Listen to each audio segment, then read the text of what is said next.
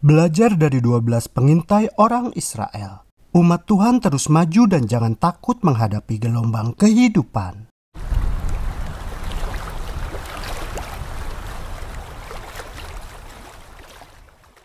Setelah selama 11 hari orang-orang Israel mengadakan perjalanan meninggalkan negeri Mesir, akhirnya mereka tiba di seberang Kanaan.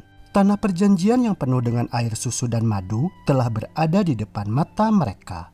Sepanjang orang-orang Israel dalam perjalanan meninggalkan tanah Mesir, berbagai mukjizat telah terjadi di mana semuanya itu menunjukkan bahwa Tuhan senantiasa beserta dengan mereka. Dan sekarang apa yang mereka perlukan adalah memiliki keberanian untuk maju dengan iman merebut tanah Kanaan tersebut.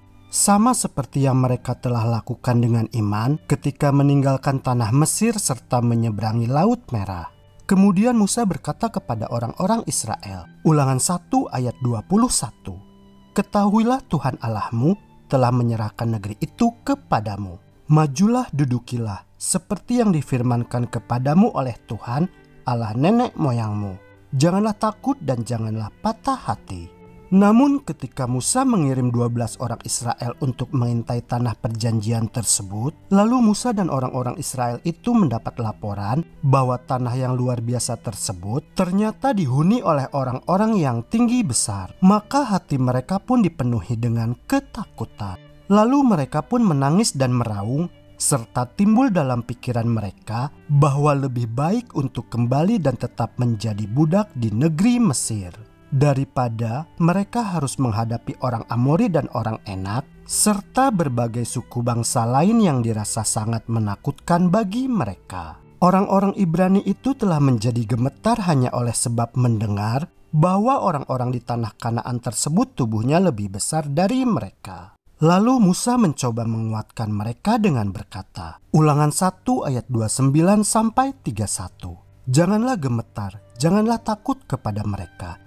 Tuhan Allahmu yang berjalan di depanmu. Dialah yang akan berperang untukmu sama seperti yang dilakukannya bagimu di Mesir, di depan matamu dan di padang gurun, di mana engkau melihat bahwa Tuhan Allahmu mendukung engkau seperti seseorang mendukung anaknya, sepanjang jalan yang kamu tempuh sampai kamu tiba di tempat ini. Meskipun Musa telah mengatakan demikian, namun orang-orang Israel itu tetap dipenuhi dengan perasaan ketakutan dan sama sekali tidak percaya kepada ucapan Musa. Dan itu artinya bahwa mereka tidak percaya kepada Tuhan serta melupakan pimpinannya kepada mereka pada masa yang lalu. Mereka lupa akan semua mukjizat yang telah terjadi di hadapan mata mereka selama ini. Mereka tidak berani melangkah maju. Akibatnya, mereka menjadi beredar mengembara di padang belantara untuk 40 tahun lamanya. Dan dalam masa pengembaraan yang lama itu,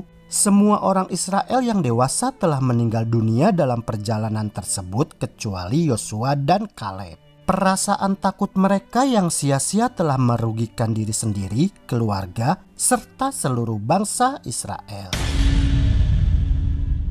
Kisah pengalaman orang-orang Ibrani tersebut dapat menjadi pelajaran bagi para umat Tuhan di zaman sekarang ini. Ketika dalam menghadapi suatu tantangan kehidupan, betapa sering kita mempunyai sikap seperti yang dilakukan oleh orang-orang Israel dalam kisah sejarah di masa lalu tersebut, di mana kita sering lupa akan janji Tuhan serta pimpinan dan mukjizatnya. Dan bahkan kita juga sering melupakan rencana Tuhan bagi kita masing-masing. Kita perlu percaya kepada Tuhan dan maju dalam kehidupan kita dengan iman. Karena hanya dengan cara kita percaya kepada Tuhan sajalah yang akan membebaskan kita dari perasaan ketakutan.